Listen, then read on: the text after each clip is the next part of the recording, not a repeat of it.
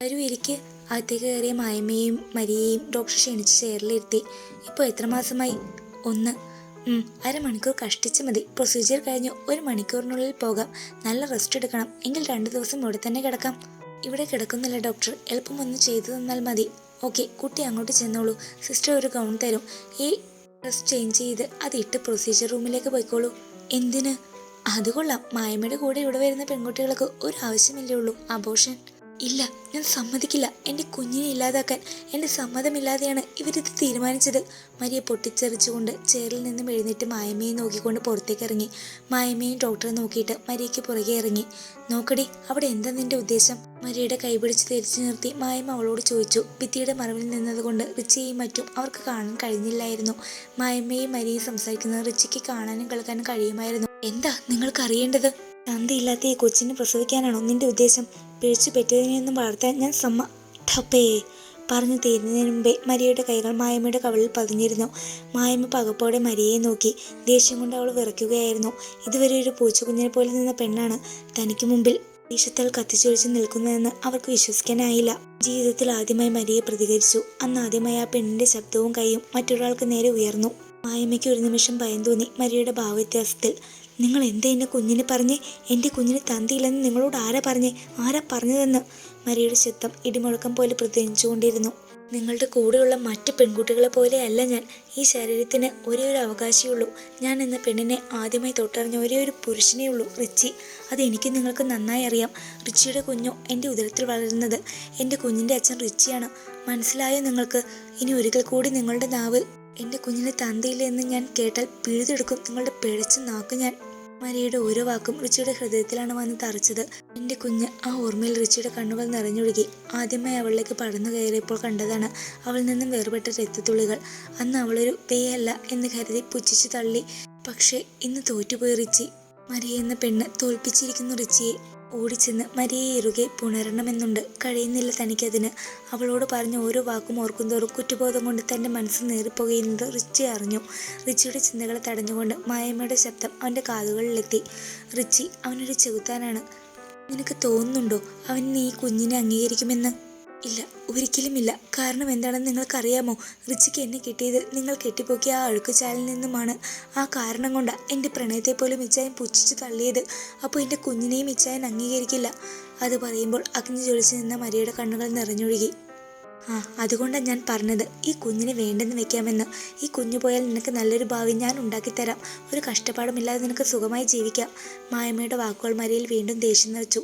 എന്താ നിങ്ങൾ ഉദ്ദേശിച്ച സുഖജീവിതം? ഇനിയും എൻ്റെ ശരീരം വിറ്റ് നിങ്ങൾക്ക് ജീവിക്കാനാണെങ്കിൽ സമ്മതിക്കില്ല ഞാൻ. എൻ്റെ ശരീരത്തിൽ ആദ്യമായും അവസാനമായും തൊട്ട പുരുഷൻ റിച്ചിയാണ്. മരിയ, ഞാൻ പറയുന്നത് നിർത്ത്. മരിയ കൈ ഉയർത്തി മായമ്മയെ തടഞ്ഞു. മരിയയോ? ഏത് മരിയ? എൻ്റെ പേരെന്താണെന്ന് നിങ്ങൾക്കറിയാമോ? എന്നെക്കുറിച്ച് എന്തെങ്കിലും വിവരം നിങ്ങൾക്കറിയാമോ? ഇല്ലല്ലേ? നിങ്ങളെക്കാൾ വലിയൊരു മൃഗത്തിൻ്റെ കയ്യിൽ നിന്ന് രക്ഷപ്പെട്ട് ഓടിയതാണ് ഞാൻ. എത്തിപ്പെട്ടത് നിങ്ങളുടെ മുൻപിലും. ഒരു നേരത്തെ ആഹാരവും ഉറങ്ങാൻ ഒരു സ്ഥലവും നിങ്ങൾ എനിക്ക് തന്നു. പക്ഷേ എൻ്റെ പേര് പോലും അറിയാതെ, എൻ്റെ സമ്മതം പോലും ഇല്ലാതെ കാശിന് വേണ്ടി നിങ്ങളെന്നെ ഒരു പരിചയമില്ലാത്ത ഒരാൾക്ക് പിടിച്ചു കൊടുത്തു. പക്ഷെ നിങ്ങളെക്കാൾ മാന്യനാണ് എൻ്റെ ഇച്ചായൻ. നിങ്ങളിപ്പോൾ പറഞ്ഞ് ചെകുത്താനില്ലേ റിച്ചി എന്ന പൂർണ്ണ സമ്മതത്തോടെയാണ് എൻ്റെ ശരീരത്തിൽ തൊട്ടത്. എന്നിൽ അലിഞ്ഞു ചേർന്ന ഓരോ നിമിഷവും ഞാൻ കണ്ടതാ. എൻ്റെ ഇച്ചായൻ എന്നോട് പറഞ്ഞതാ പ്രണയമാണെന്ന്. പക്ഷെ നിങ്ങൾ കാരണം എൻ്റെ പ്രണയത്തെ ഇച്ചായൻ തള്ളി പറഞ്ഞു. ഞാൻ വേയാണെന്ന് പറഞ്ഞു. പൊട്ടിക്കരഞ്ഞുകൊണ്ട് ആ പെണ്ണ് ഒഴുകിയേറിയ കണ്ണുനീർ വാശിയോടെ മരിയെ തുടച്ചു നീക്കി. എന്തിനാ നിങ്ങൾ എന്നെ തിരികെ കൊണ്ടുവരാൻ ഇച്ചായൻ്റെ അടുത്തേക്ക് വന്നേ? നിങ്ങളുടെ ആ വരവാണ് എൻ്റെ എല്ലാ സന്തോഷങ്ങളും ഇല്ലാതെയാക്കിയത്. ഒരു കാര്യം ഞാൻ നിങ്ങളോട് പറഞ്ഞേക്കാം. എൻ്റെ അറിവോ സമ്മതമോ ഇല്ലാതെ ഇനി എൻ്റെ കുഞ്ഞിനെ ഇല്ലാതാക്കാൻ നിങ്ങൾ ശ്രമിച്ചാൽ പിന്നെ ഞാൻ ജീവനോട് ഉണ്ടാകില്ല.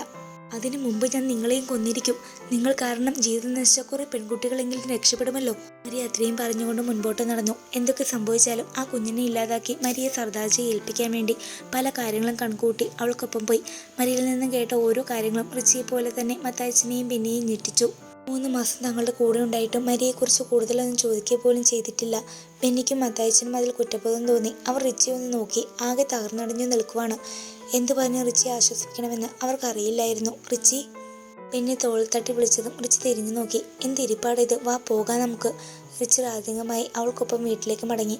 ഒരു വണ്ടി വന്ന് നിൽക്കുന്ന ശബ്ദം കേട്ട് മായമ്മയും സർദാർജിയും തിരിഞ്ഞു നോക്കി. റിച്ചി.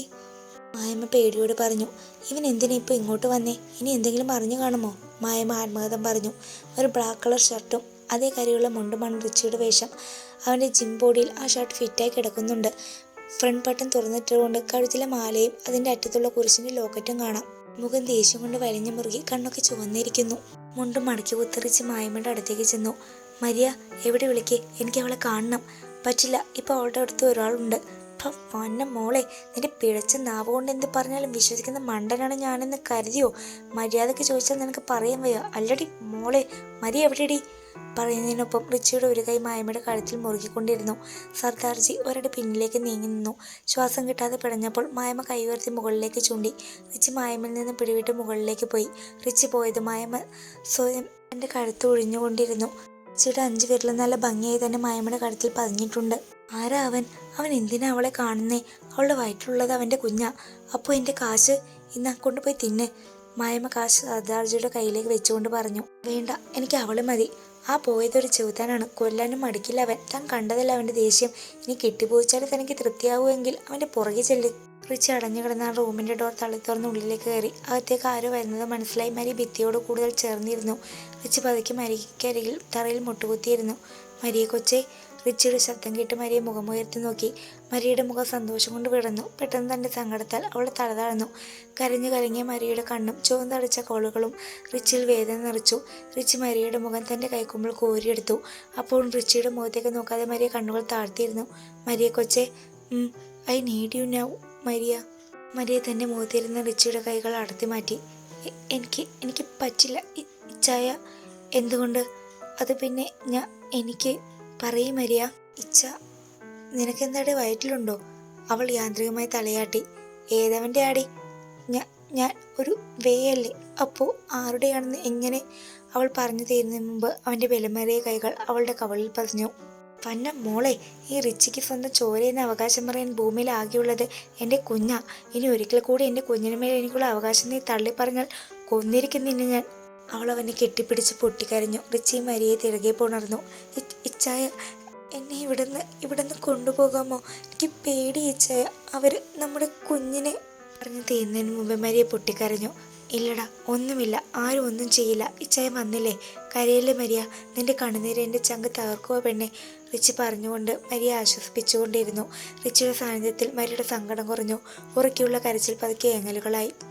മരിയ ഒന്ന് ഓക്കെ ആയതും റിച്ചി അവളെ തൻ്റെ നെഞ്ചിൽ നിന്നും അടർത്തി മാറ്റി. നമുക്ക് പോകാം. റിച്ചി പതുക്കെ മരിയെ പിടിച്ച് എഴുന്നേൽപ്പിച്ചു. അവളുടെ കൈയും പിടിച്ച് പുറത്തേക്ക് നടന്നു. റിച്ചിയുടെ നേരത്തെ പ്രകടനം കൊണ്ട് തന്നെ അവിടെയുള്ള എല്ലാവരും താഴെ എത്തിയിരുന്നു. റിച്ചിയുടെ കൂടെ വരുന്ന മരിയെ കാണാൻ മായമയിൽ ഒരു നിരാശ പടർന്നു. റിച്ചി എതിർക്കാനുള്ള ധൈര്യമില്ലെങ്കിലും എങ്ങനെയൊക്കെയോ ധൈര്യം സംഭരിച്ച് അവർ മരിയെ അവിടെ തന്നെ നിർത്താനുള്ള കുതന്ത്രങ്ങൾ മെനഞ്ഞു. റിച്ചി മരിയെയും കൊണ്ട് മായമയ്ക്ക് മുൻപിൽ വന്നു. ഞാൻ കൊണ്ടുപോകുക എൻ്റെ പെണ്ണിനെ. നിന്റെ പെണ്ണോ? വല്ലവൻ്റെയും കൊച്ചിനെയും വയറ്റിലിട്ടുകൊണ്ട് നടക്കുന്ന ഇവളെങ്ങനെ നിന്റെ പെണ്ണാകും? മരി ഞെട്ടിധരിച്ച് മായമയെ നോക്കി. ഇവളുടെ വയറ്റിലൊരു കുഞ്ഞുണ്ടെങ്കിൽ അത് ഈ റിച്ചിയാണ്. അത് നിന്റെ വെറും തോന്നലാണ് റിച്ചി. കൂടെ കിടന്ന് എന്നെക്കാൾ എന്ത് ഉറപ്പാടി മോളെ എൻ്റെ കുഞ്ഞിൻ്റെ കാര്യത്തിൽ നിനക്കുള്ളത്? ഇവളൊരു വേയാണ് നീ. അത് പറഞ്ഞ് പൂർത്തിയാക്കുന്നതിന് മുമ്പേ റിച്ചിയുടെ കൈകൾ ശക്തിയിൽ മായമയുടെ കൈകളിൽ പതിഞ്ഞിരുന്നു. റിച്ചി അവരുടെ മുടിക്ക് കുത്തിപ്പിടിച്ചു. ഇനി നിന്റെ പുഴുത്ത നാവിൽ നിന്നും എൻ്റെ പെണ്ണിനെക്കുറിച്ച് മോശമായൊരു വാക്ക് വീണാൽ മോളെ, നിന്റെ പാവ പിഴുതെടുക്കും ഞാൻ. നിനക്കറിയാലോ റിച്ചിയുടെ സ്വഭാവം. ഇനി നിന്റെ കണ്ണ് എൻ്റെ പെണ്ണിൻ്റെ നിഴലിന് മേൽ പോയി പതിയരുത്. പതിഞ്ഞാൽ പിന്നെ നിന്റെ ഈ ഇറച്ചിക്കട ഇവിടെ ഉണ്ടാകില്ല. റിച്ചി ഒരു താക്കീതോടെ പറഞ്ഞുകൊണ്ട് മായമയെ പുറകിലേക്ക് തള്ളി. പേടിയോടെ തൻ്റെ പുറകിലേക്ക് നീങ്ങി നിൽക്കുന്നവളെ കാണി റിച്ചിയുടെ നെറ്റി ചുളിഞ്ഞു. മരിയെ നോക്കുന്ന ഭാഗത്തേക്ക് റിച്ചിയും ഒന്ന് നോക്കി. കാം നിറഞ്ഞ കണ്ണുകളോടെ മരിയുടെ ശരീരം മുഴുവൻ ഒഴിഞ്ഞു നോക്കുന്ന സർജായെ കണ്ട് റിച്ചിക്ക് തൻ്റെ ദേഷ്യം നിയന്ത്രിക്കാനായില്ല. റിച്ചി തിരിഞ്ഞ് അവിടെ നിന്ന് തടിയുടെ കസേര എടുത്ത് സർദാർജി തലക്കടിച്ചു. മരിയ അടക്കം അവിടെയുള്ള എല്ലാവരും ഞെട്ടി. റിച്ചി താഴേക്ക് വീണ് കിടക്കുന്ന സർദാർജി അടുത്തേക്ക് ചെന്നു. ഇനി ഒരിക്കൽ കൂടി നിൻ്റെ ഈ വൃത്തികെട്ട കണ്ണിൻ്റെ പെണ്ണിന് മേൽ വീണാൽ കൊന്നിരിക്കുന്നില്ല ഞാൻ. റിച്ചി എഴുന്നേറ്റ് മരിയുടെ കൈയും പിടിച്ച് മുൻപോട്ട് നടന്നു. മരിയെ തിരിഞ്ഞ് ഗ്രേസി ഒന്ന് നോക്കി. ഗ്രേസി സന്തോഷത്തോടെ അവളെ കണ്ട് കണ്ണ് ചിമ്മി കാണിച്ചു. റിച്ചിയുടെ കാർ ഒരു പഴക്കം ചെന്ന ഒരു നില കെട്ടിടത്തിന് മുമ്പിൽ വന്നു നിന്നു. കന്നഡയിൽ എന്തോ എഴുതി വെച്ചിട്ടുണ്ട്. മരി സംശയത്തോടെ അവനെ നോക്കി. ഇറങ്ങ്. റിച്ചി കോർണർ സീറ്റിൽ ഡോർ തുറന്നു കൊടുത്ത് മരിയോട് പറഞ്ഞു. റിച്ചി വിളിച്ചു പറഞ്ഞതനുസരിച്ച് ബെന്നിയും അത്താച്ചനും അവിടെ ഉണ്ടായിരുന്നു. മരിയെ റിച്ചിയെയും അവരെയും മാറി മാറി നോക്കി. റിച്ചി അവളെ കണ്ട് കണ്ണ് ചിമ്മി കാണിച്ചു. റിച്ചി മരിയയുമായി മത്താച്ചൻ്റെ അരികിലേക്ക് ചെന്നു. എല്ലാം ഓക്കെ അല്ലേ മത്തായിച്ച? അതെ. ബെന്നി എന്തേ? ഇപ്പോൾ അകത്തേക്ക് പോയി. നിങ്ങൾ വാ. അവർ പ്രശ്നമൊന്നും ഉണ്ടാക്കിയില്ലേ? പെട്ടെന്ന് ഇങ്ങനെ ഒരു കാര്യം പറഞ്ഞപ്പോൾ ആദ്യം കുറേ എതിർത്തു, പിന്നെ ബെന്നി കുറച്ച് ക്യാഷ് കൊടുത്തെല്ലാം ശരിയാക്കി. സംസാരിച്ചുകൊണ്ട് അവിടത്തേക്ക് കയറിയതും അവിടുത്തെ കാഴ്ച കണ്ട് മരിയെ റിച്ചി വന്ന് നോക്കി. റിച്ചി ഒരു കുസൃതിച്ചിരിയോടെ മരിയെ കണ്ടിറക്കി കാണിച്ചു. മരി അകത്തേക്ക് കയറിയതും കയ്യിൽ പൂമാലയുമായി നിൽക്കുന്ന ബെന്നിയാണ് കണ്ടത്. മത്തായിച്ചനും റിച്ചിയും അകത്തേക്ക് കയറി. രജിസ്റ്റർ നൽകിയ രജിസ്റ്ററിൽ ആദ്യം റിച്ചിയും പിന്നീട് മരിയും ഒപ്പിട്ടു. സാക്ഷികളായി ബെന്നിയും മത്തായിച്ചനും. ശേഷം അവർ നേരെ പള്ളിയിലേക്ക് പോയി. ആളും ആഘോഷമില്ലാതെ റിച്ചി മരിയെ മിന്നിച്ചാർത്തി. വീട്ടിലെത്തിയതും മത്തായിച്ചൻ അവരെ കുരിശ് വരച്ച് വീട്ടിൽ കയറ്റി. മരി അകത്തേക്ക് കയറിയതും ആ വീട് മുഴുവനൊന്ന് കണ്ണോടിച്ചു. ആക്രിക്കട പോലെ കുപ്പിയും പേപ്പറും ഒക്കെ വാരി വലിച്ചിട്ടേക്കുന്നു. സിഗരറ്റ് കുറ്റികൾ പല സ്ഥലത്തേക്ക് കിടക്കുന്നു. താൻ പോയതിനു ശേഷം ഈ വീട് ആരും തന്നെ വൃത്തിയാക്കിയിട്ടില്ല എന്ന് മരിയക്ക് മനസ്സിലായി. കാലിയായ മദ്യക്കുപ്പികൾ കാണുന്തോറും മരിയക്ക് ആദ്യമേ റിച്ചിയോട് ദേഷ്യം തോന്നി. റിച്ചി ഈ സമയങ്ങൾ അത്രയും മരിയെ തന്നെ ശ്രദ്ധിക്കുകയായിരുന്നു. രജിസ്റ്റർ ഓഫിൽ നിന്ന് ഇറങ്ങിയതിനു ശേഷം ഒരിക്കൽ പോലും തന്നെ മുഖത്തേക്ക് നോക്കിയിട്ടില്ല. എല്ലാവരും ഹാളിൽ ഇരിക്കുകയാണ്. പരസ്പരം ആരും ഒന്നും സംസാരിക്കുന്നില്ല. മരിയക്ക് വയറ്റിൽ നിന്നും എന്ത് ഉരുണ്ടു കയറുന്നതായി തോന്നി. വായും പൊത്തി മരി എഴുന്നേറ്റ് വാഷ് ബേസിന് അരികിലേക്ക് പോയി. 2-3 പ്രാവശ്യം നന്നായി ഛർദ്ദിച്ചു. തൻ്റെ പുറത്ത് തടങ്ങുന്ന റിച്ചിയുടെ കൈകൾ തട്ടിമാറ്റിക്കൊണ്ട് മരി ബെന്നിയിലേക്ക് അടുത്തേക്ക് ചെന്നു. എന്താ വയ്യേ? വൊമിറ്റിംഗ് എന്നും ഉള്ളതാ. ഇന്ന് രാവിലെ മുതൽ ഞാൻ ഒന്നും കഴിച്ചിട്ടില്ല. ക്ഷീണത്തോടെ മരിയെ പറഞ്ഞതും റിച്ചിയുടെ നെഞ്ചിലൊരു കല്ലെടുത്ത് വെച്ചതുപോലെ ഭാരം അനുഭവപ്പെട്ടു. എന്താ ഈ സമയത്താണ് ഇങ്ങനെ ആഹാരം കഴിക്കാതിരിക്കുന്നത്? എനിക്ക് നല്ല ക്ഷീണം, ഒന്ന് കിടക്കട്ടെ. പറഞ്ഞു തീരുന്നതിന് മുമ്പേ മരിയെ ബോധം മറിഞ്ഞ് വീണിരുന്നു. താഴെ വീഴുന്നതിന് മുമ്പേ റിച്ചിയുടെ കൈകൾ മരിയെ താങ്ങി പിടിച്ചിരുന്നു. റിച്ചി മരിയെ കൈകൾ കോരിയെടുത്ത് പുറത്തേക്ക് നടന്നു. ബെന്നി അപ്പോഴേക്ക് വണ്ടി എടുത്തിരുന്നു. സിറ്റി ഹോസ്പിറ്റലിലാണ് അവർ മരിയെ കൊണ്ടുപോയത്. മരിയെ പരിശോധനയ്ക്ക് ശേഷം അവിടെ ട്രിപ്പിട്ട് കിടത്തി. റിച്ചിയെ ഡോക്ടർ റൂമിലേക്ക് വിളിപ്പിച്ചു. മത്തായിച്ചനെ മരിയെ കടത്തിയെടുത്ത് റിച്ചിയും ബെന്നിയും ഡോക്ടറെ കാണാൻ പോയി. നിങ്ങളിൽ ആരാണ് ആ കുട്ടിയുടെ ഹസ്ബൻഡ്? ഞാനാണ്. താനൊക്കെ എന്തിനാണ് ഭർത്താവാണെന്ന് പറഞ്ഞ് നടക്കുന്നത്? തൻ്റെ ഭാര്യയുടെ എന്തെങ്കിലും കാര്യങ്ങൾ താൻ ശ്രദ്ധിക്കാറുണ്ടോ? റിച്ചി ബെന്നിയെ നോക്കി. അത് ഡോക്ടർ, ഞങ്ങൾ 2 ആഴ്ച വീട്ടിലില്ലായിരുന്നു. ഇന്ന് തിരികെ വന്നത്. താൻ ആ കുട്ടിയുടെ ആരാണ്? Brother. Okay, see mister. Doctor റിച്ചിക്ക് നേരെ തിരിഞ്ഞു. അർത്ഥം മനസ്സിലായതുപോലെ റിച്ചി പറഞ്ഞു. റിച്ചി, മരിയയുടെ ബോഡി വളരെ വീക്കാണ്. ഇത് ഫസ്റ്റ് ഡെലിവറി അല്ലേ? അതെ. മുമ്പ് അബോർഷനൊന്നും നടന്നിട്ടില്ലല്ലോ? ഇല്ല. മരിയ ശരിക്കും ഫുഡ് കഴിക്കാറില്ല. അതുപോലെ തന്നെ ഉറക്കവും കുറവാണ്. ഇപ്പോൾ തന്നെ ഫുഡ് കഴിക്കാത്തത് കൊണ്ടാണ് ആ കുട്ടി തലകറങ്ങി വീണത്. ഇപ്പോൾ കുഞ്ഞിന് കുഴപ്പമില്ല. പക്ഷേ ഈ അവസ്ഥ തുടർന്നാൽ അത് കുഞ്ഞിനെ ബാധിക്കും. ഡോക്ടർ, ഇപ്പോൾ പേടിക്കാനൊന്നുമില്ല റിച്ചി. ഇനി ശ്രദ്ധിക്കണം. അമ്മയുടെ മാനസിക സന്തോഷം പോലെയാകും കുഞ്ഞിൻ്റെ വളർച്ച. പുറത്തു നിന്നുള്ള ഫുഡ് കഴിവതും ഒഴിവാക്കുക. വൊമിറ്റിംഗ് ഉണ്ടോ? ഉണ്ട് ഡോക്ടർ. ഞാൻ ടാബ്ലറ്റ് എഴുതാം. രാവിലെ എഴുന്നേറ്റ് ഉടനെ കഴിക്കണം. ഓവറായി ഛർദ്ദിക്കുകയോ ക്ഷീണം തോന്നുകയോ ചെയ്താൽ കൊണ്ടുവരണം. Okay doctor. Anyway congrats. നിങ്ങൾക്ക് ട്വിൻസാണ്. ഭ്രൂണങ്ങൾക്ക് 1 മാസത്തെ വളർച്ചയുണ്ട്. ഇനി 2 മാസം ബെഡ് റെസ്റ്റ് വേണം. 2 പേരാണ് ഉള്ളത്. അപ്പോൾ ഫുഡും അതുപോലെ കഴിക്കണം. 2 മണിക്കൂർ ഇടവിട്ട് കുറച്ച് കഴിച്ചാൽ മതി. ഒരുമിച്ച് കഴിച്ചാൽ വോമിറ്റിംഗ് ചെയ്യും. പിന്നെ 6 മണിക്കൂർ ഉറങ്ങണം. Okay doctor. ട്രിപ്പ് തീർന്നാൽ വീട്ടിൽ പോകാം. 1 മാസം കഴിഞ്ഞ് ചെക്കപ്പിന് വരണം. ഓക്കെ. തുടരും. ഈ കഥയുടെ ബാക്കി ഭാഗം നാളെ ഇതേ സമയം ഉണ്ടായിരിക്കുന്നതാണ്. എല്ലാവരും മറക്കാതെ നമ്മുടെ ചാനൽ സബ്സ്ക്രൈബ് ചെയ്യണേ. Thank you.